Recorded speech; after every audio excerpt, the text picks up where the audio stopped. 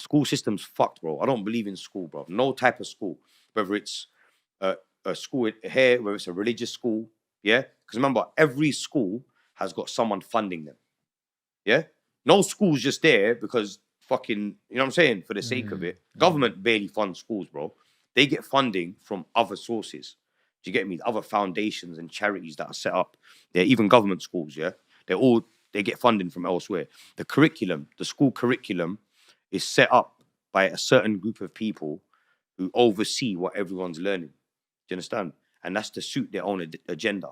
Yeah. Whatever you learn in school is gonna be what they want you to learn. Do you understand?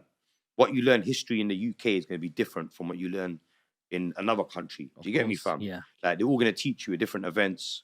Yeah. Over here, you're probably gonna learn the false narrative. Do you get me? Because the winners write the history in it. So it's school's fucking useless, bro. Like it's better than nothing. If you got two parents who are nincompoops, bro, yeah, who don't know anything, then school's the best option for you because you might learn something. Even though you might get drawn out, you might become a crackhead or something, yeah, you're still going to learn, innit? Learning is very important. You're going to learn the basics, yeah? But if you've got parents that are active in your lifestyle, active in your life, that are available, that have knowledge, more knowledge than the fucking teacher does, then why are you going to, why, bruv, do you think my daughter is going to hold her hand up for a fucking teacher, bruv, whose wages I put in my nose? Yeah. You know what I'm saying? Is my daughter gonna say, Miss, can I go to it? Fuck that, bro. Like, never that. Like, imagine that, bro. 30 pupils fighting for the attention of some teacher that's earning fuck all, bro, as well, yeah? That probably doesn't even want to be there. Do you understand, yeah? And it's like, bro, nah, bro. I don't, school's lost, bro. And like, when people tell me about school, bro, I just feel sick. And I'll be real, fam, I don't have this conversation with family members. Even family members are like, about schools and that. I'm like, fuck that, bro. And then it gets into a conversation. But it's like, listen, you do what you want to do. You can do what you're indoctrinated to do. I'm going to do what I know is best for my children. Do you get me? And what's best for them is not going to no school because, alhamdulillah, I've got a sweet daughter, fam, who's innocent, bro. The most nicest, caring person, fam. You can see it. You get me? From a young age, you can see it, like how caring they are. Especially when she's got a younger brother now. You can see the interactions and stuff. And it's like, I would never jeopardize her future by putting her with hundreds of other youths, fam. Not just her class, remember. You've got hundreds of kids in this school, bro. Older ones, younger ones, yeah. Crackheads probably as well. There's secondary schools, there's crackheads walking around in classrooms. Because people are taking drugs at that age. Wow. By the age of like year 8, year 9, people are taking drugs, 100%. Or alcohol, drinking alcohol. So what's the alternative? Homeschooling, bro. Homeschooling, and then cool. Kids need to interact and socialize. So how's she? So my thing is, cool. Cousins, extended family, yeah, gatherings and stuff. Yeah, that's one thing. Clubs as well, fam. There's bare clubs, activities that you can do that your kid would want to do. Do you understand? So like the school, they're teaching you what they want you to know, innit? But if you teach your kid yourself, then you're teaching them what they should know or what your values. Do you understand? Not the values of a, you know what I'm saying, a school funded by Masons. I'm trying to say, basically. I hear you. So it's just one of them ones. So coming back to your story, when was the first time you got stabbed? First time I got stabbed, I was 15. I had a little problem with someone in my area. One of my friends did. And I got involved. I got stabbed in the leg, got stabbed in the kneecap, twice here in the back as well. The second time, I nearly lost these 2 fingers. You can see here, yeah. See from there? Yeah. These 2 fingers were hanging off. The man's pulled out a knife and I've grabbed it. And as he's pulled it backwards, my whole fingers have come off. That was when I was like 16, yeah. Then 17, I got stabbed again in my arse, yeah. So I got stabbed 9 times in my bum cheek, my right bum cheek, and I think twice in my left bum cheek, plus the back as well, whatever, legs. And I like, thank God I survived. By a big knife, small knife? What is it? I didn't see the knife, to be honest. The last time, there was older guys. So like the third time I got, up until then, it was people my age. The third time, I was working for someone, and long story short, I didn't feel like I was getting paid properly. So I started robbing him on a sly one. So like, he'd send me to go meet a customer. I'd give the customer a different number and say, yo, call this number next time. I was basically just trying to suck his line, innit? And he found out, lined me up one day. This was in Hackney. He's lined me up. He's told me to link him at the park. I thought, yeah, we're gonna just talk about whatever. I've gone there. It was pitch black as well. I got rushed by like 4 guys. They're a lot older than me. I was about probably like 16, 17. These men were fucking maybe 25, 28. You know what I'm saying? Grown men in it. So I got rushed. I don't think they didn't want to kill me, but they could have killed me. I think they targeted me to those parts of my body to teach me a lesson. You know what I'm saying? And yeah, I was fucked as well, bro. Even when that happened, I was on drugs. So when you get stabbed, what does it feel like? At first, you can't feel anything. So it will feel like, but it feels like it's like going through butter, innit? When you like, obviously, I'm talking about when you stab someone, it feels like just like you're slicing through butter. You don't really feel it, and when you're receiving it, it feels the same, bro. It's like obviously, it's your body's reacting doesn't react to it that fast, innit? But I'd say obviously, my situation, I've survived, so I can tell you from that point of view. It gets to a point where you start fading and you're foaming. You're literally foaming, and obviously you apply pressure to the wound. As long as you do that, it will start feeling like you've got a dead leg. So like someone's just sat there for a day, just thumping you, yeah, hard in your leg, yeah. It will just feel like that. And then obviously when you get it sealed up and you get it taken care of, obviously it starts feeling a lot better. But it's not really that bad. Like, to be fair, you don't really feel it, fam. Like, at that time when I got stabbed, I didn't feel it.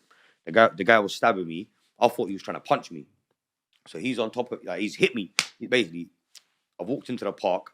The guy that I was with, I realized he's still standing further back. I was thinking, yo, what are you doing back there, you dickhead? You get me? As I've turned around, there's another guy who was this guy was massive, bro. He's come running up to me. Bang! Yeah, all I heard was, bro, all I heard was screeching. Everything went purple, yeah, for about 5-10 seconds, yeah. As I've come back to my senses, I'm on my back. He's on top of me, yeah. He's trying to, I don't know what he was trying to do at this point. Yeah. I've just literally come to my senses. He's trying to do some madness. I started laughing. I'm like, yo, you dickhead, what are you doing, bro? Because, bro, he wasn't punching me. He was just trying to, I don't know what he was trying to do. He was trying to get in a position. And that's when I realized, okay, he was trying to flip me over or get me in a position where he could target where he wanted to stab. Mm. Because, bro, they weren't trying to kill me. Mm-hmm. But they would have got bagged and got lifed off.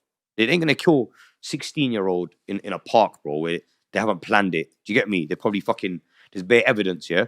And over what? Over me trying to rob a couple customers. It's not worth it. Do you understand? So I think they actually wanted to just teach me a lesson rather than go for the M. Yeah, they didn't want to go for the kill. So they've stabbed me in the arse, back, whatever.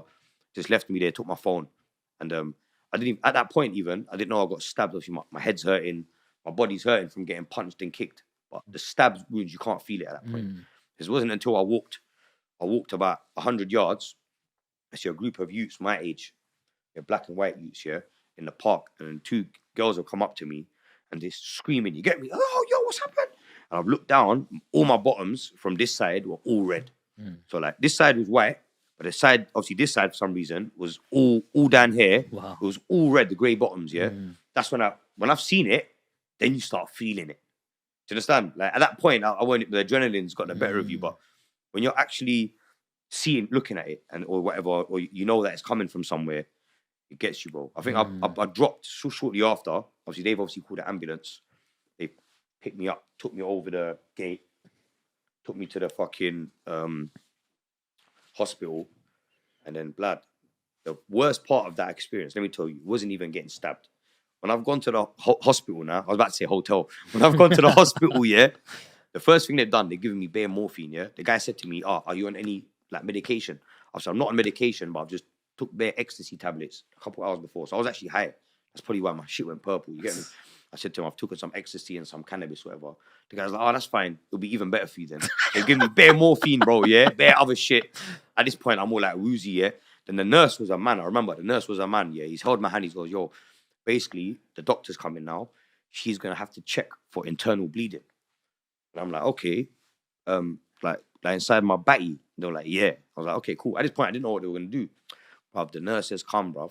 She's shoved her 2 fingers, bruv, all the way up my batty. I don't know how far she went, fam, or how far she had to check, fam, but swift, bro. I'm talking like that swift motion, bro. In, out, yeah. Obviously, no internal bleeding, thank God, yeah. But, bro, that was probably worse than me getting stabbed, bro. Do you get me? I'll be real, yeah. I would rather she gave me one more stab wound, fam. Oh, shit. Yeah, just give me one extra juke, fam. This stuff. Obviously, luckily, it wasn't a male nurse that put his fingers up there. Wow. It was a woman with small hands in it. You get me? But yeah, man, they didn't take my virginity though. Don't get twisted. Yeah. Still, I don't think they popped anything. It's just, you get me? Oh shit. Check the bleeding. Wait, man. Wow. Harami Energy, look. Jeez. This is the one. You know what? This is the last can I've got. You know. What you saying about this? This is the actual last can. More. How did you get around making an energy drink? Like, you know. So with this, I like energy drinks. It's probably my favorite drink because I'm active. I've got active lifestyle. My shit is, I'm up late. I'm doing this, that, and the other. And to be honest, the other energy drinks, it's like I weren't really feeling them. I thought, you know what? Let me make my own one, and just no. Now I'm talking about it. Peng, fam. Peng. The flavor in that. It's called Harami Energy, yeah? Harami Energy, man. Yeah. But it's like the flavor, fam. There's no energy drink that beats it. Another thing, you know them energy drinks like Boost, Yes. Prime, you got these other shit ones, yeah? They've got no sugar in it. Yeah? See, most drinks have got 4.5 grams per 100 mil. So, Ribena, Pepsi, Boost, all these drinks now, if you look at their sugar, it's the same amount. 4.5 grams, yeah? Normally, they're meant to have 15 grams or something per 100 mil. The reason they've reduced it is because of the sugar tax. But anything over 100, I think anything over 1 million liters, if you got more than 4.5 to 8 grams of sugar, it's a different tax bracket. And over, I think, 11, it's another tax bracket. So all these companies now, that's why they're promoting low sugar drinks, because they don't want to pay the tax. Yeah? Not because it's better for your health, because let's be real, sucralose and that artificial shit that you've got in Prime and all these other drinks, they're just finding out now that it's a lot worse for you than sugar.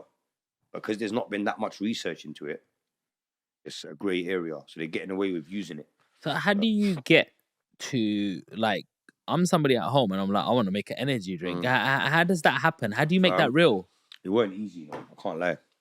Because at first, I had a couple of people that I was chatting to, and they were coming up with ideas, and we were throwing ideas around. And I was under the impression that the guy that done my artwork for me, because he'd done brands before, I thought he had the contacts to make it happen. Yeah. So my involvement was going to be, yeah, the design's cool. You make it, I'll market it. Yeah. That's what in my head, that's what was the idea. Yeah. Once the designs were done and everything was done, yeah, I was actually sitting there waiting for these guys to come with numbers. And when I got the numbers, I'm like, yo, bro, this is not a business. You've got some local manufacturer to make these cans who's probably going to someone else to make the cans, charging dumb money, bro. Like, there was no money in it. And I thought, nah, what they're giving me is basically, if someone wants promotional cans for a fucking event, then you call this company, you pay like Red Bull prices, and you get a few cans made, yeah? That's not what I want to do, yeah? No. I'm trying to do a business that's scalable. I want my shit in Sainsbury's and fucking Londis and Shell and all this shit, yeah? So I've said, yo, fuck that. Let me do my own research, yeah? Let me use my knowledge in property and whatever else, and selling drugs and other stuff, yeah? Let me use all of that to now source a supplier, yeah, for thing. Yeah, I can source Colombian suppliers for cocaine. How hard can it be to source this? Or I've gone online for about 2 months, fam. I made phone calls every day. I spoke to people at Red Bull, fucking this company, that company. I spoke to man in fucking Dubai, Thailand, Poland, everywhere, bro. Everywhere. I spoke to guys in Leicester, Asian guys that had done it before. Randomly, bro, finding numbers online and ringing them. Just talk to them. Yo, bro, like, I want to make a drink. Like, go and get your shit trademarked. That's what he said to me first.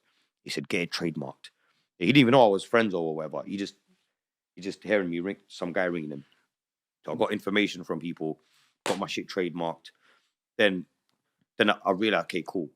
For me to make a drink that's the level of the other drinks, yeah, that can compete with Red Bull and Coca-Cola, I need to have the best ingredients, the best can, and the best quality, yeah? So for that, the first thing that I did was I scrapped all the overseas manufacturers, yeah?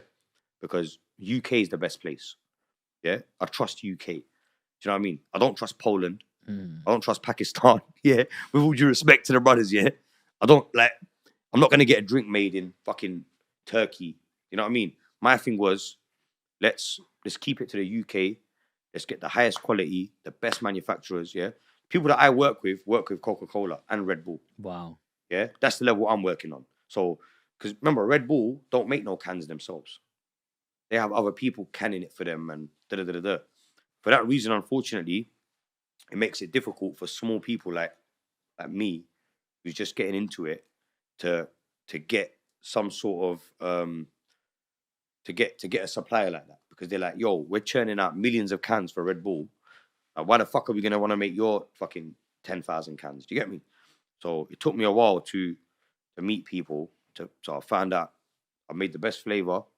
Then I found a company that makes the cans. Found a company that does everything, and put it all together basically. So now I've got That's like a quite a seamless. transition. Yeah, I think it was easy, man. It wasn't even hard. I just wanted to do it. I could have probably made the drink. Like even now, bro, I've got 2 new flavors coming out. I've actually got 6 new flavors, but I've got 2 coming out in the next week or so. One's called Blue Raz, Yeah. and one's called Puddy Passion flavor. Yeah, it's a peach passion fruit flavor, bro. Which is honestly, fam, I've been a soft. I've been a fan of soft drinks from young, innit? Yeah, fizzy drinks. Man's had them all, yeah. To the point where I'm sick of them all. Like you've had them so much, it's like, fuck it, I'm just gonna drink water now or whatever. But it's like gets to the point where see the drinks that I've got, the flavor, you can't match it. The sugar content is the same as Red Bull and Coca-Cola, which is obviously costing me more money, but that's why those drinks are better than the rest, bro. Because the ingredients that they've got is the best. You get me? They're not swapping sugar, which is what we want, yeah, for fucking sucralose or fucking this other So you artificial believe shit. in real sugar? Real sugar, bro, is way better. And I argue this all the time. The reason why we've been led to believe sugar's bad is because the companies that want us to believe the sugar's bad are the ones that want to save money on sugar tax. Do you understand, fam? So obviously, bro, they're going to tell you sugar's bad. Now we've got an alternative for you. It's like, smoking's bad, but we've got vapes. Now we've just found out vapes are worse than cigarettes. Yeah. Yeah, if you're inhaling it. You get me? Because you don't know what's in it, bro. It's a liquid made in China somewhere. And man, like For a half pound. the CBD vapes that you get nowadays and the THC vapes are spice. Like it's not even like THC. How do you know that? I know people that make them. Okay. Yeah, and people smoking it thinking it's weed or it's THC, but it's not. It's like some next shit. Not good. That's why I stay away from that one. So you're now trying to take a different path in life in terms of business. Yeah. And also alongside this, obviously you want some sort of promotion around yourself, which is, do you feel music gets you that?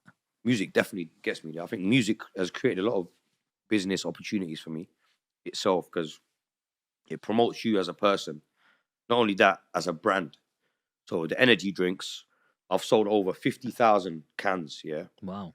And that's off of like 2-3 Instagram posts. It's not even like, bro, I've had no adverts yet. I've not put a billboard out. I've not put an Instagram advert. I've literally posted it once on Instagram before release and once after. I've sold 50,000 of these ones. The new ones that are coming, I've already pre-sold over 30,000 of them. And the cans ain't even here. Do you know what I'm saying? So it's like the brand has created that. Otherwise, even people are telling me, oh, bro, why have you got Harami on there? You should call it Halali, bro. I'm like, who the hell is Halali, though, bro?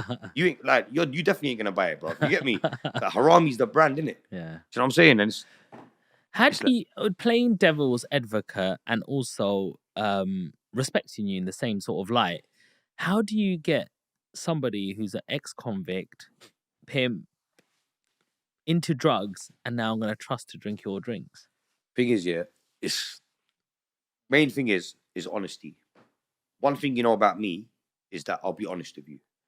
Like you probably, some people might think I'm a liar, whatever. Yeah, people in the comment section here, the little chatty that can't differentiate between real and fake, they might think I'm lying. But someone people meet me, if there's one thing they'll get from it is that this guy is like an open book. Maybe he's too open. Like, I'm too open, fam. I'll tell Mm. people shit that you don't even need to tell them. It's like, you know what I'm saying? It's like, bro, why did you have to even say that, bro? Like, you should have just kept it quiet, but fuck, it is what it is. I speak my mind. I don't write things down, or I don't think before I speak. So with me, it's like what you see is what you get. And I drink this myself. I've probably drank thousands of these cans, bro. Yeah. This is the last one. I had a whole pallet to myself, and I drank all of them. You get me? Well, So what does that resell at? this resells at roughly £2.20 a can. Okay. About £2.20. And what am I getting if I'm drinking one of them? You're getting, mate, you are getting the different type of energy boost. You know, like the energy boost that only Ramis have. That natural, you get me? So am I gonna see you on Dragons Den? I'll be with Dragons Den. I don't know, man. You know what it is? I'm a dragon myself, innit? So I'm a dragon, man. For Self-funded. promotion, I think Dragons Den is more promotional thing, Yeah, innit? I I hear think you. people that go on there, slightly, they've got deals already in place with these people, innit? I think it's not everything is as it seems, innit? Mm. Or so that's what I think so anyway. Because everything's set up, innit? They're not going to invite random people on Dragons Den. Oh yeah, just bring your product. They've got some weirdos coming on there. You get me? It's like everything is tactically done, innit? And I think Dragons Den, the way I'm looking at it, Dragons Den is just another platform to promote these businesses. Because even if they go in there and they don't get an investment, they're still going to go off. Yeah. They might not need the investment. Do you get me? I think so I used to work in a bank, and I was gonna go on this TV show called The Apprentice back in the day. So I'm at the bank Come on. here, and I used to work in Soho Square, and that's where all the film companies used to be. Yeah. So I'm dealing with this big client. I said, "Oh, by the way, you work in film or production?" And I said, "I'm gonna be on The Apprentice," and he goes, "Let me give you one piece of advice. Just be like the one that hates everybody." Yeah. I'm like, "But I'm a nice guy." And he goes, No. You're not going to get nowhere with that. Yeah. You need to go in cocky, attitude, and fuck all the rest. And so basically, I went in, I gave it loud and proud. I got in first way. And then I thought, I'm going to show my personality more. Didn't make it through the next round. Yeah. But the guy was like, "Hey, I grew up in a trailer park and my mom was a prostitute and this what happened." Next minute, yeah.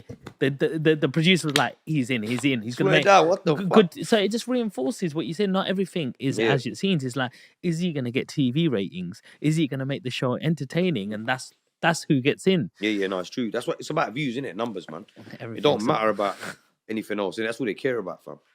So tell me more about the music. What inspires your music? Like, you've recently, big up to Savak, by the way, Come on, because my bro. because Big up, man. Savak made this one Official. happen actually, because that's how we connected. But how did you find Savak? Did you know each other from before, or Yeah, I mean, we're from the same area. So yeah. I think like my cousin knew him, or like I think my brother might have even met him. So we knew of each other, but it wasn't until I started doing music where we linked up just randomly. We just started talking online. We've linked up and just built a friendship from there. And we've done a lot of good work together, man. I've learned a lot of him as well in terms of on production, because producing was, even though I've been doing it from young, I haven't done it professionally. So like when you're doing it as a joke, when you're taking it serious, it's a bit different. You get me? When you're actually getting into it and you're trying to learn how to not just make a beat, but produce the whole. Like me, I do everything, bro. Like I'll make my own beat, I'll write the lyrics, I'll record myself, I'll mix it, I'll master it, I'll upload it. So what's You get me? So Apart from shoot, if I had 4 extra arms, or if I had a clone of me, I'd probably get myself to shoot the video as well. Like literally, like man's got the whole thing, and it's only because of being around, people like Savak and other producers, Skits, a couple other man, Jamie. There's a few producers I work with, and just being around them, you pick things up. You know what I mean? And So how does someone like, just because I know Savak, how does someone like that add to you? so with Savak now, in terms of a producer, he's one of the best in the UK. Now, I'm a good producer. I've got a lot of hits. I've got my beats. I've got millions of views. I've got 100 million streams online. So I'm a producer in my own right. But as a producer, I can appreciate him more than, let's say, normal person listening. They listen to music differently. Yeah, they'll just go on the vibe and maybe some of the lyrics or the tone of it, and they'll just look at someone else enjoying it and just enjoy it. But when you're actually making the music, you hear things in songs that other people don't hear, things that impress you, Things like, yo, how did he, like, you know what I'm trying to say? Yeah. That sounds mad. Yeah. Yo, how did he do that? You know what I'm trying to say? Yeah. And it's a constant learning thing, bro. It's like, and because he's a multi-genre producer, he's got loads of different skills, fam, yeah, and ideas that I might not have. Because me, I'm rap music, maybe R&B, bit of Asian mix, but like my stuff is like more concentrated. Whereas Savak and other producers, they're actual producers that have been doing music the same way I've been selling Puddy and selling Mali. Yeah, they've been making music. Like the whole, like I can sit here and tell you loads of shit about this and that and the other. But if you ask me about music, I'm just going to be limited to like my experience and the time I've been doing it, which probably about 5-6 years. Do you get me? In total. So where do you see your music career going? At the moment, I've never really expected anything from it, and as far as it's got now, I'll be real. Even where I'm at now, I'm happy with what I've achieved from music. Because you know, like when you're not expecting nothing, Yeah. and you don't have expectations, I think that's when more comes to you that way. Do you get me? I think when you try too hard for something, it don't happen, bro. Like you just gotta kind of like not give a fuck about it. You get me? If you care about it too much, fam, it never happens. You know what I mean? I've realized that. That's in my experience anyway.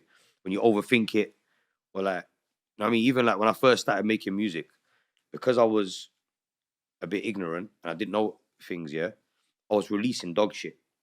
Stuff that I wouldn't release now because, all right, as a producer, my ears are more alert. So I can hear certain things, too much things, yeah, that other people wouldn't hear. Whereas before, I was just like a listener. Sounds good. I'm happy with it. Just release it.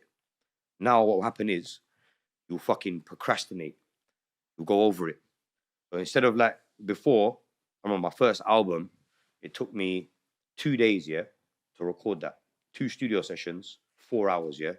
We made about 12 songs. Fucking millions of views I got off that, yeah. Now, bro, it might take me fucking 2 years to make one song. You understand? Or it might take me up 2 months or 2 weeks, but because I know more now and I want it to be better than it was before, I'm spending more time on it because it's like there's no point me releasing music if it just sounds the same. Do you get me? So how do you do your research? How do you know what the new gen? Because we're now a generation or two behind now. Yeah. Like we like to think we're young and we walk it and talk it. Yeah. But you see the young youths Yeah, now. yeah. You've got the 20-year-old bunch who are the next sort of coming up entrepreneurs, and then you get the new gen who are 17, 18, young. who's going to be consuming this music, but they've got a totally different ear to all of this stuff. It's easy for us, bro. Do you know why? Because we have heard music for so long, yeah, that there's songs that we know about that they will never hear unless we introduce it to them.